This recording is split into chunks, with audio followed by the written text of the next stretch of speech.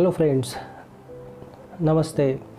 आज मी आपल्याला mineral resources जी खनिज संसाधने किंवा खनिज साधन संपत्ती जे काय असते त्याचे उपयोग काय आहेत आणि देशाच्या इकॉनॉमिक डेव्हलपमेंटसाठी ते कशा प्रकारे ही संपत्ती यूजफुल ठरते, उपयोगी असते आणि ओव्हरऑल ही खनिजे उत्खनन करताना, खनिजे मायनिंग ॲक्टिव्हिटीज करताना एन्व्हायरमेंटवर काय इफेक्ट होतात याचं मी शेवटी तुम्हाला एक ओव्हरऑल या गोष्टींचा एक सारांश किंवा थोडक्यात माहिती सांगणार आहे. तर खनिजे ही नैसर्गिकरित्या आपल्या पृथ्वीवर आढळतात. ते इनऑर्गॅनिक किंवा आपण त्याला क्रिस्टलाइन फॉर्म असंही म्हणू किंवा रॉक टाईप्स किंवा दगड जे आपण पाहतो किंवा सॉलिड फॉर्ममध्ये असणारे स्ट्रक्चर्स हे खूप महत्त्वाचा पार्ट असतो कुठल्याही देशासाठी. तो एक दगड नसतो तर त्यात वेगवेगळ्या प्रकारचे मिनरल्स एलिमेंट्स असतात आणि हे एलिमेंट्स मेटॅलिक फॉर्ममध्ये असू शकतात किंवा नॉन मेटॅलिक फॉर्ममध्ये असू शकतात आणि ओव्हरऑल देशाच्या प्रगतीसाठी, इकॉनॉमिक डेव्हलपमेंटसाठी, सोशल अपलिफ्टमेंटसाठी,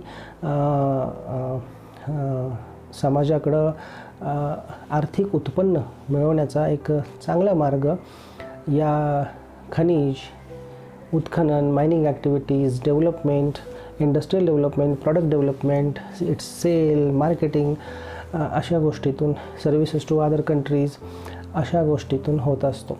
तर जेव्हा तुम्ही एक रॉक बघता तो एक फक्त दगड नसतो. तर उदाहरणार्थ मी सांगेन की त्यात डोलोमाईट असतं, क्वार्ट्स असतं, कॅल्साईट असतं, फेल्डस्पार किंवा लॅटराईट नावाचे, म्हणजे हे सगळे contents these are all parts of the rock किंवा यालाच आपण खनिज ही वेगवेगळ्या रूपात, वेगवेगळ्या कंपाऊंड्सच्या फॉर्ममध्ये त्याच्यामध्ये असतात. तर मुख्यत्वे करून मी यांचे उपयोग इथं सांगेन की इंडस्ट्रीचे प्लांट्स उभा करण्यासाठी, वेगवेगळ्या मशिनरीजचं तिथं ज्या असतात त्या प्रोडक्ट्स करण्यासाठी, प्रोडक्शन ऑफ मशिनरीज किंवा मशिनरीचा वापर करून नंतर मग प्रोडक्ट्स, याच्यामध्येही production of machinery and development of products दोन्हीसाठी खनिजांची गरज असते. आता it depends on there are thousands of different types of industries, industrial activities, त्याचे प्रॉडक्ट्स, प्रोसेसिंग युनिट्स हे सगळे असतात. तर तुम्ही बघाल की कन्स्ट्रक्शन इंडस्ट्रीमध्ये वेगवेगळ्या प्रकारचे मुख्यत्वे करून स्टील आणि आयर्नचा मोठ्या प्रमाणात वापर केला जातो आणि इतरही असतात. तर डिफेन्स पर्पजचे इक्विपमेंट तयार करण्यासाठी खनिजांचा वापर होतो. मी तुम्हाला असंही सांगेन की communication purpose, okay, electronic devices जे असतात त्याच्यामध्ये सुद्धा हे मिनरल्स असतात. वेगवेगळ्या प्रकारचे कंपाऊंड्स, एलिमेंट्स त्यामध्ये वापरलेले असतात. कॉपर असेल किंवा आपल्या मोबाईल्समध्ये कॅडमियम असेल, लेड असेल किंवा इतर प्रकारचे, आता मी मगाशी सांगितल्याप्रमाणे मेटॅलिक आणि नॉन मेटॅलिक दोन्ही प्रकारचे खनिजे, तर ती शोधून काढून त्याचं सेपरेशन, प्युरिफिकेशन या गोष्टी आणखी वेगळ्या आहेत. तर ओव्हरऑल तुम्ही बघाल की मेडिकल सिस्टीममध्ये सुद्धा खनिजांचा मोठ्या प्रमाणात वापर होतो. त्याचे चांगले ॲप्लिकेशन्स आहेत. ट्रान्सपोर्ट सेक्टरमध्ये, म्हणजे आपण जी एखादं 4 व्हीलर किंवा 2 व्हीलर गाड्या बघतो त्या तयार करण्यासाठी सुद्धा शेवटी खनिजेच उपयोगी पडतात. ॲलॉईज प्रिपेअर करण्यासाठी मोठ्या मोठ्या मशिनरीज किंवा हार्ड प्रॉडक्ट्स, एरोप्लेनचे प्रॉडक्ट्स असतील, सॅटेलाईटचे असतील, तुमच्याजवळ तुम्ही वापरणारा एखादा लॅपटॉप असेल किंवा कंपोनंट्स असेल, तुमच्याकडे कोणतीही सिस्टीम असेल त्या सिस्टीमच्या कंपोनंट्समध्ये खनिज एलिमेंट्स किंवा हे मिनरल्स असतात. तर ॲग्रिकल्चर फर्टिलायझरमध्ये सुद्धा फॉस्फेट, सल्फेट किंवा वेगवेगळ्या प्रकारचे अनेक घटक असतात जे डायरेक्टली रॉ मटेरियलमधून निसर्गातून आपण घेतो, त्याच्यावर प्रोसेसिंग करतो, त्याची व्हॅल्यू वाढवली जाते. ज्वेलरीमध्ये सुद्धा सिल्वर आहे, गोल्ड आहे, ही खनिजेच आहेत. डायमंड एक प्रकारचं खनिजच आहे. कोल, लिग्नाईट, पीठ, बिट्युमिनस खनिजेच आहेत ही सगळे. तर नॉन मेटॅलिकमध्ये जे मेटल नाही आहेत, क्वार्ट्ज आहे, डायमंड आहे, ग्राफाईट आहे, आणि मेटॅलिकमध्ये सर्व प्रकारचे मेटल्स जे आपण वापरतो, कॉपर, झिंक, निकेल आहे. यामध्ये मी बॉक्साईटपासून ॲल्युमिनियम बनवलं जातं, किंवा हेमॅटाईट आहे, हे एक ओर आहे आयर्नसाठी. तुम्हाला माहिती असेल पूर्वीच्या काळातला उल्लेख आपण ब्रॉन्झ एज किंवा आयर्न एज अशा रूपात वापरतो, की ह्युमॅनिटीच्या शेकडो वर्षांपूर्वीच्या काळात कशा पद्धतीनं ह्या खनिजांचा वापर, त्यांचं उत्खनन आणि ती ह्युमन डेव्हलपमेंट झालेली होती. आणि यातून तुम्हाला कळेल की हा किती मोठा रोल त्यांनी प्ले केलेला आहे. तर मी आणखी सांगेन की मॅंगनीज, ॲल्युमिनियम, निकेल, क्रोमियम आहे, बाकीचे बरेचसे एलिमेंट्स, फेरस आहे, तुम्ही पाहाल तर प्लॅटिनम, गोल्ड, सिल्वर, जनरल म्हणजे व्हॅल्युएबल मेटल्स, मेटल्ससुद्धा याच्यामध्ये येतात. तुमच्या एक गोष्ट लक्षात येईल की कॅनडा, USA, रशिया, ऑस्ट्रेलिया किंवा साऊथ आफ्रिका असेल, ब्राझील असेल, जितके मोठे देश तितके खनिज संपत्ती जास्त असू शकते आणि आहे. मोठे कॉन्टिनेंट्स, खनिज संपत्ती जास्त आहे. आणि स्पेशली या देशांकडे, डेव्हलप्ड देशांकडे, USA किंवा काही युरोपियन असतील, त्यांच्याकडे ती टेक्नॉलॉजी आहे खनिज शोधणं आणि त्याच्यावर प्रोसेस करून त्यांचं प्युरिफिकेशन करणं आणि त्याचं ॲप्लिकेशन इंडस्ट्रियल प्रॉडक्ट डेव्हलपमेंटसाठी किंवा ओव्हरऑल ह्युमन डेव्हलपमेंटसाठी. मग कम्युनिकेशन असेल, सॅटेलाइटिक टेक्नॉलॉजी असेल, रिसर्चमध्ये असेल, मेडिकल फील्डमध्ये असेल, आणि मग डेव्हलपमेंट म्हणजे आर्थिक डेव्हलपमेंट, इकॉनॉमिक डेव्हलपमेंट जास्तीत जास्त होते. तर नॉन मेटल्समध्ये मी आणखी एक 2-3 गोष्टींचा उल्लेख करेल की याच्यामध्ये सिलिकेट्स आहेत, लाईमस्टोन, जिप्सम, मग काय आपण पोटॅशियम, सल्फर आणि यांचे सापडणारे सोर्सेस जिथं निसर्गात सापडतात, किंवा पुन्हा प्युरिफिकेशन करून आपण त्यांचं योग्य स्वरूपात डायरेक्ट ॲप्लिकेशन प्रॉडक्टिव्हिटीसाठी करतो. म्हणजे मेटल्स आणि नॉन मेटल्स हे 2 प्रकारे खनिज संपत्ती, मिनरल्स आपण असं म्हणतो. तर मी आता तुम्हाला आणखी सांगेन की USA, अमेरिका जगात सर्वात श्रीमंत राष्ट्र का झालं, तर सर्वात जास्त प्रमाणात खनिजे त्यांच्याकडे आहेत, किंवा त्यांचे इतर देशांबरोबरचे कोलॅबरेशन्स म्हणा, किंवा एक प्रकारचा डॉमिनन्स असेल, वेगवेगळ्या मार्गाने किंवा तऱ्हेनं बिझनेसच्या रूपानं असेल, ती त्यांना इझिली अवेलेबल होतात. रिचेस्ट का झालेलं गेल्या काही 150 वर्षात अमेरिका एका नव्या रूपानं उदयास आली. याचं मुख्य कारण म्हणजे त्यांच्याकडे असणारी खनिज संपत्ती आणि त्याचा त्यांनी योग्य प्रकारे डेव्हलपमेंटसाठी केलेला वापर. Most powerful country in the world असं आपण का म्हणतो? खनिज आहे, संसाधनं आहेत, त्यातून येणारा पैसा आहे. तर जेव्हा क्रिटिकल एलिमेंट्स आणि स्ट्रॅटेजिक एलिमेंट्स, आता क्रिटिकल म्हणजे गरजेची आहेत इकॉनॉमी डेव्हलपमेंट करण्यासाठी त्या देशाची किंवा त्या समाजाची, सोसायटीची, आणि स्ट्रॅटेजिक एलिमेंट्स, मिनरल्स जेव्हा आपण असा शब्द वापरतो तेव्हा हे strategy, defence, protection, nuclear development for example, किंवा क्षेपणास्त्र बनवण्यासाठी या स्ट्रॅटेजिक मिनरल्स असं जेव्हा म्हणतो त्यांचा वापर केला जातो. तर भारतामध्ये सुद्धा बऱ्याच प्रकारचे जवळपास 90 प्रकारचे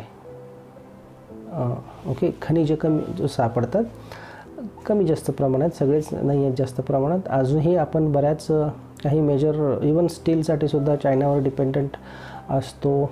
काही मेजर खनिजे आहेत किंवा त्यापासून होणारे प्रॉडक्ट्स हे हाय क्वालिटीचे नसल्यामुळे पुन्हा आपल्याला इतर देशातून त्याच्या रिलेटेड प्रॉडक्ट्स हे इम्पोर्ट करावे लागतात. आणि ओव्हरऑल आपण सेल्फ सफिशियंट नाही आहे बऱ्याचशा गोष्टींमध्ये. And this is very clear. Raw मटेरियलसाठी आपल्याला इतर देशांवर अवलंबून राहावं लागतं. तर आपल्या देशात ॲल्युमिनियम असेल, सह्याद्रीच्या रेंजेसमध्ये बॉक्साईटचे बरेचसे रिझर्व्ज आहेत. तिथेही मायनिंग ॲक्टिव्हिटीज चाललेल्या आहेत. राजस्थान असेल, वेगवेगळ्या भागात वेगवेगळ्या प्रकारची खनिजे सापडतात. झारखंड किंवा छोटा नागपूरचे पठार तुम्हाला माहिती आहे, किंवा ओव्हरऑल आयर्न असेल, कॉपर असेल, कोल रिझर्व्ज आपल्या देशात आहेत, युरॅनियम असेल, जे काही प्रमाणात सापडतं पण आहे. आणि मी एक गोष्ट सांगेन की जितकी जास्त नैसर्गिक जंगलं असतील, जितके जास्त नॅचरल रिझर्व्ज असतील, तिथं खनिजे असतातच. तर आता मी शेवटचा मुद्दा तुम्हाला सांगणार आहे की या खनिज संपत्तीमधून एन्व्हायरमेंटल उत्खनन करताना, मायनिंग ॲक्टिव्हिटीज करताना इकॉनॉमिक डेव्हलपमेंट करायची आहे, देशाला पुढं न्यायचं आहे, लोकांना एम्प्लॉयमेंट अपॉर्च्युनिटीज द्यायच्या आहेत आणि सोसायटीचं अपलिफ्टमेंट करायचं आहे. सर्वांना रिसोर्सेसचं कसं डिस्ट्रीब्युशन होईल याकडे लक्ष द्यायचं आहे. तर अशा वेळेला एन्व्हायरमेंट डिग्रेडेशन होत असतं. ते मॅनेज करणं, त्याच्यावर वॉच ठेवणं, ते मॉनिटर करणं हे खूप गरजेचं आहे. एन्व्हायरमेंटल इम्पॅक्ट काय होतात, तर जे वर्कर्स काम करत असतात वेगवेगळ्या मायनिंग एरियाजमध्ये किंवा मिनरल रिसोर्स एक्स्ट्रॅक्शन करण्यामध्ये, तिथं त्यांच्या हेल्थवर इफेक्ट होतो, तब्येतीवर इफेक्ट होतो. लँड सबसिडन्स मी मागं सांगितल्याप्रमाणे जमिनीखालचं उत्खनन किंवा सरफेस मायनिंग ॲक्टिव्हिटीजमुळं पोकळी निर्माण होते किंवा पाणी जास्त ओव्हर विथड्रॉल केल्यामुळं ग्राउंड वॉटर, त्याला ग्राउंड वॉटर मायनिंग असं सुद्धा म्हणतात. तर सबसिडन्स होतो, अबाव ग्राउंड स्ट्रक्चर्स डिस्टर्बन्स होतात, पॉल्युशन होतं. Very common thing. Red mud तुम्ही शब्द ऐकला असेल, मायनिंग ॲक्टिव्हिटीजमधून येतो. रेड मड किंवा लिचेट्स असतात, ते पोल्यूट करतात नियरबाय स्ट्रीम्स किंवा वॉटर बॉडीज. यानंतर तुम्ही असंही ऐकलं असेल की मोठ्या प्रमाणात यातून बाहेर पडणारे जे मटेरियल्स असतात आणि वेगवेगळे टॉक्झिकंट्स असतात, मेटल्स असतात, ते सुद्धा एअर पोल्युशनच्या रूपानं किंवा वॉटरमध्ये डिझॉल्व्ड होऊन ते आपलं कंटॅमिनेट करत असतात नियरबाय एन्व्हायरमेंट, किंवा तो एक पूर्ण परिसर, मोठा परिसर सुद्धा कंटॅमिनेट होऊ शकतं. तर ऑक्युपेशनल हेल्थ हजार्डसुद्धा याच्याशी रिलेटेड आहेत. जेव्हा मायनिंग ॲक्टिव्हिटीज होतात आणि एक्स्ट्रॅक्शन ऑफ मिनरल्स होत असतं, तर सिलिकॉसिस किंवा ॲस्बेस्टोसिस अशा डिसीजेसची नावं तुम्ही यापूर्वीसुद्धा ऐकली असतील. तर डिव्हेजिटेशन ऑफ द लँडस्केप किंवा लँड स्लाईड्ससुद्धा मोठ्या प्रमाणात जिथं मायनिंग ॲक्टिव्हिटीज केल्या जातात तिथं होतात. आणि ओव्हरऑल एअर पोल्युशनचा इम्पॅक्ट हा वाईल्ड लाईफवर सुद्धा मोठ्या प्रमाणात असू शकतो. नॉट ओन्ली एअर पोल्युशन, नॉईज पोल्युशनसुद्धा त्याच्यामध्ये आलं. तर आय थिंक हाच एक गव्हर्नमेंट ऑफ इंडियाचा, सेंट्रल गव्हर्नमेंटचा एक मोठा प्लॅन आहे की ऑलरेडी ज्या प्रोटेक्टेड एरियाज आहेत त्याच्या नियरबाय मॅक्झिमम 10 किलोमीटर्सपर्यंत किंवा त्यापेक्षा थोडंसं जास्त जर गरजेचं असेल तर इको सेन्सिटिव्ह झोन्स त्यांना क्रिएट करायचे आहेत. आणि I think almost 100 eco sensitive zones किंवा त्यापेक्षा जास्त नंबर ऑलरेडी डिक्लेअर झालेले आहेत किंवा त्याचे ड्राफ्ट नोटिफिकेशन्स आलेले आहेत आणि स्टेप बाय स्टेप ते होतात. ओके, तर मी तुम्हाला आणखी सांगेन की सबसिडन्स तर मागाशी सांगितलं होऊ शकतो. आणि ओव्हरऑल मायनिंग ॲक्टिव्हिटीजमध्ये काम करणारे जे वर्कर्स असतात, त्यांच्या फॅमिलीज असतात, त्यांचं एक हेल्दी आयुष्य खूपच चांगलं असतं असं नाही. ऑलरेडी अफेक्टेड परिस्थितीत ते काम करत असतात आणि ओव्हरऑल त्यांच्या हेल्थवर इम्पॅक्ट होतो, पर्यावरणावर मोठ्या प्रमाणात इम्पॅक्ट होतो. आणि मग कुठं तिथून निघालेल्या खनिजांचा वापर शहरातले मोठे इंडस्ट्रीज तयार करून, प्रॉडक्ट्स डेव्हलप करून बिझनेस आणि प्रॉफिट आणि सेलची गणितं असतात. तर ही गोष्ट आपल्या सर्वांना कळली पाहिजे की जिथून कुठूनही एखादा प्रॉडक्ट आपल्या हातामध्ये येत असेल तर त्याचं ओरिजिन काय आहे, तो रॉ मटेरियल काय आहे, त्याचे एन्व्हायरमेंटला काही परिणाम असू शकतात, ह्या गोष्टी माहिती असणं गरजेचं आहे. लाईफ सायकल असेसमेंट त्याची काय आहे, प्रत्येक टप्प्याटप्प्यात पर्यावरणावर काय इफेक्ट होऊ शकत असतो याचा विचार करणं आणि त्यानुसार ॲक्शन्स घेणं. सर्वांना जे ते वापरत आहेत, जे उत्खनन करत आहेत, जे प्रॉडक्ट यूज नंतर थ्रो करत आहेत किंवा जे परमिशन देत आहेत मायनिंग ॲक्टिव्हिटीजना, बऱ्याचशा गोष्टी आहेत. चेन सिस्टीम आहे आणि नॅशनल लेवलला चांगल्या पॉलिसीज या असतात, आहेत, रिन्यू केल्या जातील. इम्प्लिमेंटेशन चांगलं स्ट्रिक्ट होणं गरजेचं आहे. तर हे मी थोडक्यात सारांश सांगितला की खनिज संपत्ती किंवा मिनरल रिसोर्सेस कसे ओव्हरऑल समाजाच्या विकासासाठी, डेव्हलपमेंटसाठी त्यांचे युजेस असतील किंवा त्यांचे पर्यावरणावर होणारे इफेक्ट्स असतील, तर सर्व गोष्टींचा विचार करून आपल्याला भविष्यातले निर्णय घ्यायचे असतात. तर एवढं बोलून मी माझे शब्द इथं थांबवतो. पुढच्या वेळेला असाच काही टॉपिक घेऊन मी आपल्यासमोर येईन. थँक्यू. Bye bye.